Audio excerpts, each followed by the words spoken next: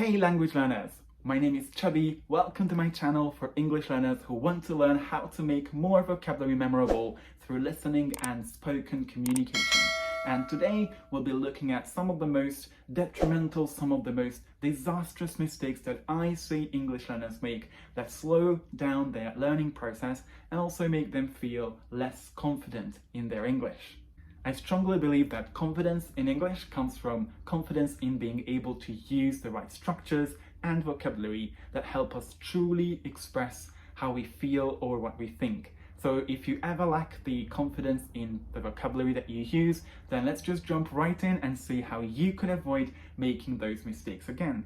The experience you had or have in school learning mostly or only grammar mainly reflects our society looking at English as a school subject that you have to take exams in. This has been happening everywhere. I live in Japan and this is a huge thing here as well. You look at English as a school subject and not a language you could actually speak. So when it comes to communicating in English, we know that grammar is not enough. We do have to focus on all skills like reading, listening, speaking, all skills, and give special attention to grammar as well. Just imagine walking to a cafe.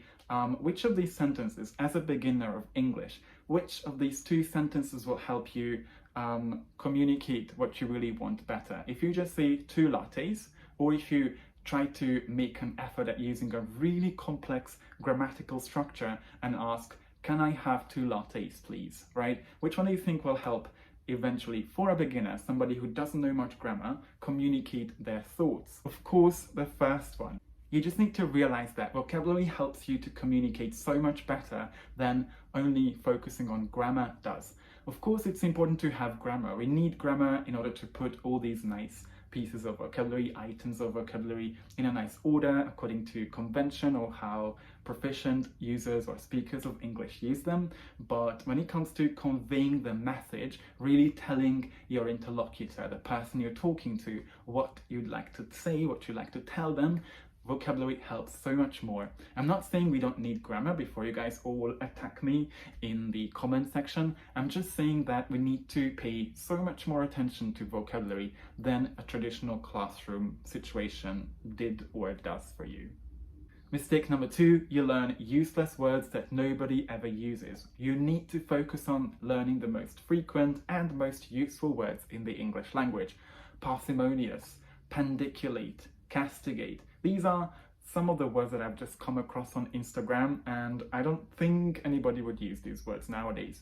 It's extremely important for you to realize how the most frequent words, especially when you are around intermediate level, will eventually make up a large amount of the words that we use in real communication. So even focusing on the first 1,000 or 2,000 words and word families, you'll be able to communicate and use about 90% of the vocabulary used in everyday conversations.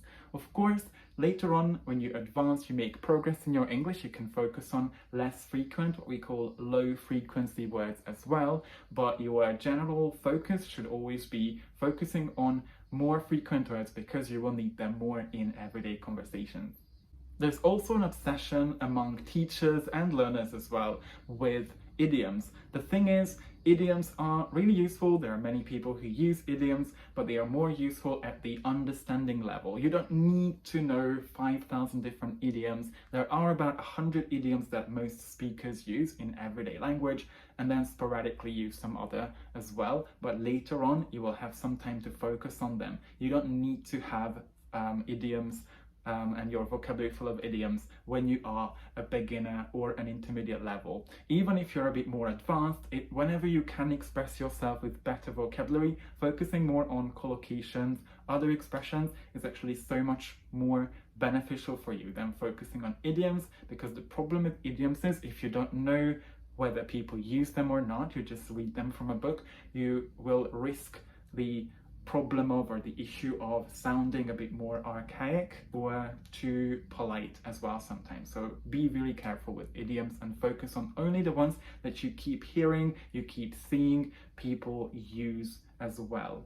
When you're around B2 or upper intermediate level, you should be focusing on learning and being in the know of the 5,000 most frequent and most common, most useful words in the English language, which you can easily find in Oxford 5000, which is a well-curated list of words. You could check and have a look at what vocabulary you might not know yet as well. I'm talking about this, the Oxford 5000, in this video, so check it out if you need some more info about this. Mistake number 3, you learn words individually. Words are like part of a puzzle, and that puzzle is English. So if you ever look at a puzzle piece, you always need to see what's around in order to see how that fits in the whole picture. And it's the same thing about English. One of the most important components of learning a language is context. Once you know how to use a word in context, you will be able to use it. But the opposite is true as well. If you need an entire training on how to learn vocabulary from context, you can check out an entire training in the description below. If you ever wonder why you can't use the words that you spend so much time studying, so much time learning, then it's probably because you haven't found out enough about how it's used in a specific context.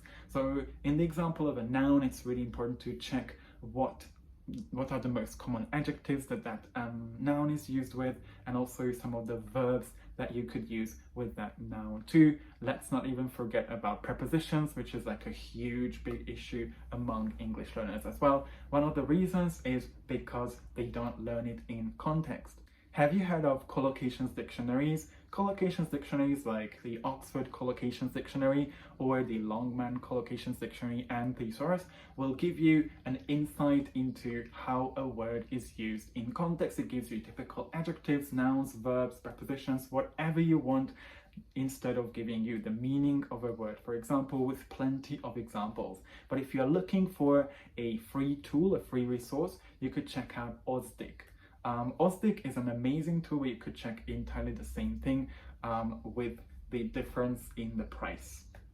And if you're looking for another way to check how words are used, if you're looking for lots of example sentences, then my recommendation is Skell, which is short for Sketch Engine for Language Learners. And it's a website. It works like Google, but instead of giving you some websites, what it will give you is up to 40 different example sentences for you to see how a word or even an expression, you could search for expressions as well, used in real context. So I highly recommend you make that part of your everyday language learning habits to use Skell as well.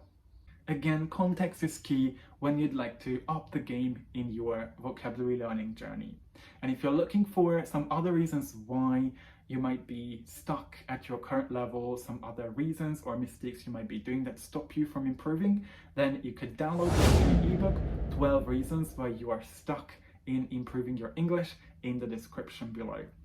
Mistake number 4, you don't make those words memorable, especially not at the beginning stages of learning a word, when you look at them and when you learn them. When you learn a language, when you learn words, vocabulary, I always say one of the biggest, most important assets that a language learner has is time. So you really have to be good at managing your time. Language learning doesn't need to take 5 years.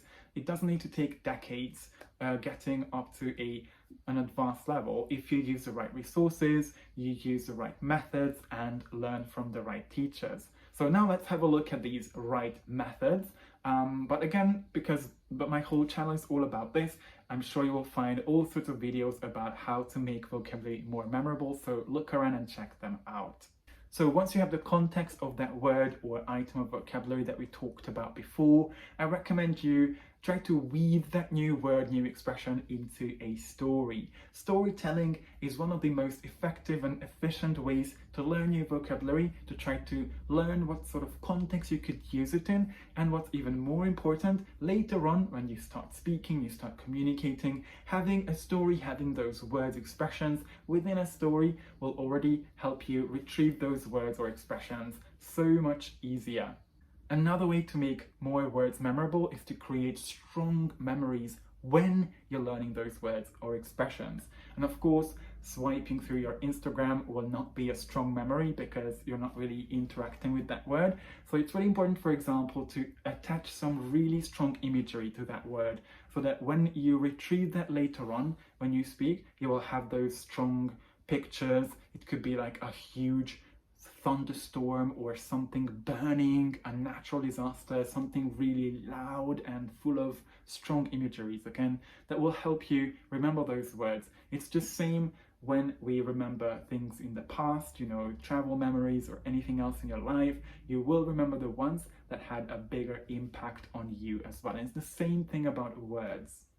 And if you feel like you lack the creativity and you cannot come up with a really strong image to remember words better, then you could also use the power of sound. So look for another word that rhymes with the new words that you're learning. It's really powerful. Or you could also have a look at alliterations, which basically are different words that start with exactly the same letter, exactly the same sound to be more exact.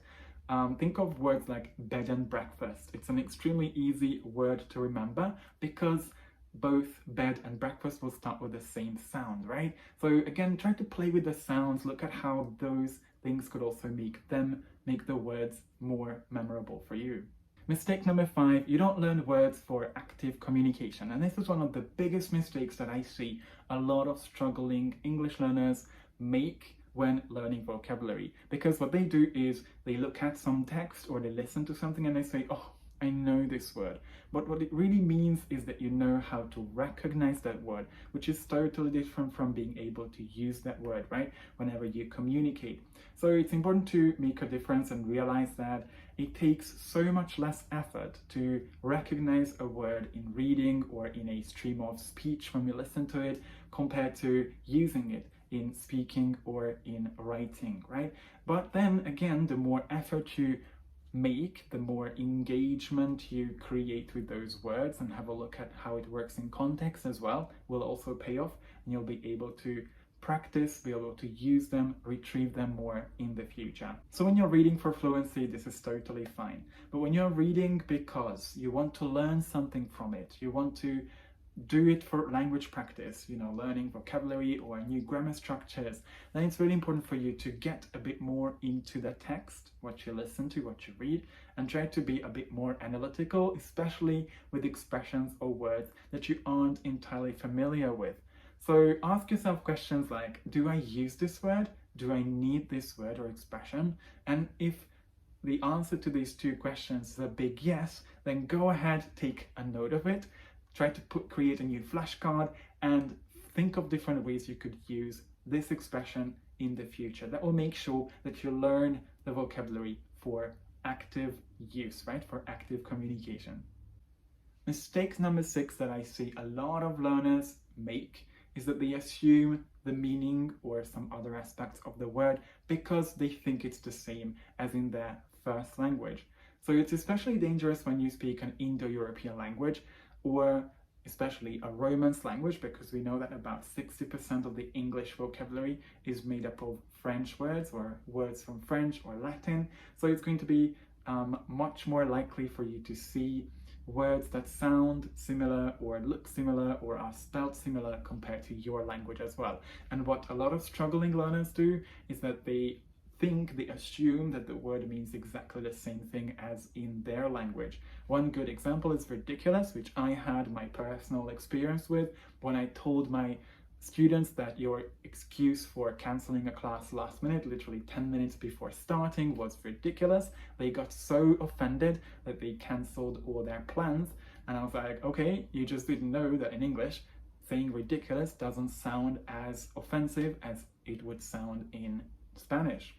Or another example in Japan, when you leave the airport, you want to say that you take the limousine to your mansion. It actually means that you take the local shuttle bus to go to your house, to go to your apartment, because mansion in Japanese is apartment. So it's again, many Japanese speakers would assume that the word mansion is apartment, and they talk to their friends about what an amazing weekend they had in their 25 square meter mansion, which would leave a lot of people baffled, right? Because mansion is usually a large, impressive house. That's what we use it for. So it's really important for you to always look at words, approach them with a pinch of salt anytime you learn a new word, and always check them before you assume that the word is used in the same way, unless it's really clear from context. Another way to give feedback on whether you use them in the correct way or not is to talk to people, right? Take lessons or talk to people, use them in real conversations, and then your interlocutor will eventually give you the right feedback whether that word was used in the right meaning or not. And of course, there are all sorts of different resources here on the internet. So just type in your first language, French, English, cognates, or French, English, false friends, and you will have a list of different words you have to be careful with when it comes to assuming or not assuming what words mean in your language compared to what they mean in English. Mistake number 7, we are almost there, is that you don't mix some more what we call deliberate learning with the natural acquisition of words. So I'm sure that you've done that before. You know that language learning, especially learning vocabulary for active use in communication, isn't just going to happen through turning on Netflix and watching through 100,000 episodes of, okay, maybe 100,000 will be enough, but it wouldn't be enough just to grab your bag of crisps and start watching something. You do need to do some more deliberate work on vocabulary as well, because if you just focus on watching, that's going to be a great way for you to again improve your fluency, your listening fluency, and understanding spoken English. But eventually you won't be able to use all these expressions. You will pick up some words, but it's not as effective as if you were mixing together some active learning, paying attention to things, trying to take notes on important things and associating, and the natural way of acquiring English, so trying to immerse yourself in reading, in listening, or watching something that you really like. So it's really important to try to focus on both. And when it comes to more deliberate learning, so when you sit down and say, now I'm going to try to learn some words, it's important for you to pay close attention to the gap between what you know and what is in the text. So the most successful English learners tend to be those who try to really look at the text, look at everything as a 5-year-old child. So try to be curious all the time, try to think that you might not know everything, right? Look things up, try to check what they mean, and it's going to be providing you with a lot of information as well. Successful English learners tend to be those who really try to pay close attention to what they are reading, what they are listening to, what they are watching, and they take notes of some important expressions, useful expressions that you could really use to exploit from the real context, because we know how important context is, right?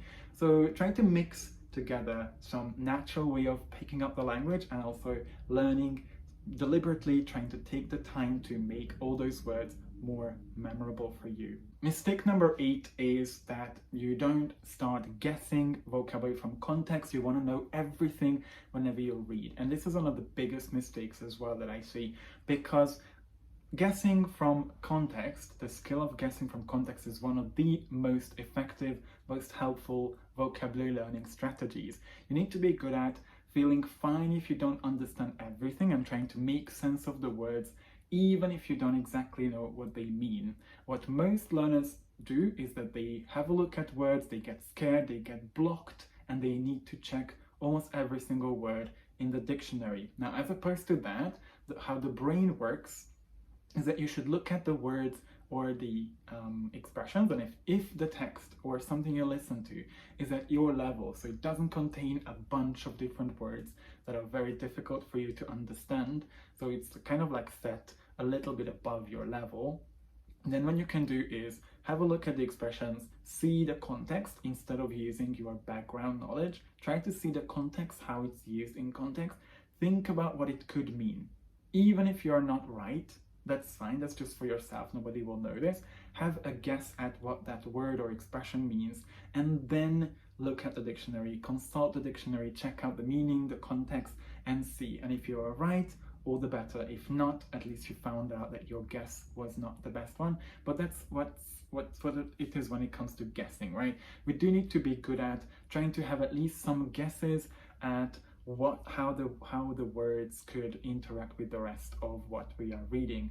So I think it's an important thing, and it can also help you develop your reading fluency, your listening fluency, and feel so much more comfortable reading or listening to something, because you don't need to eventually break up the learning process, the reading listening process, by constantly checking that dictionary all the time. Now, I really hope that these 8 mistakes are mistakes that from now on, after watching this video, you won't ever be making. If you need any help or advice or tip, you have a question about some of the things we talked about in this video, leave them in the comment section. If you like the video, you'd be helping my channel a lot by liking it and also spreading the word if you feel like this is something that could come in handy to a friend of yours or somebody that you like, somebody who would like to know more about how not to make mistakes when it comes to learning vocabulary. I'd appreciate that. Thank you so much again for watching this and hope to see you in another video. Take care.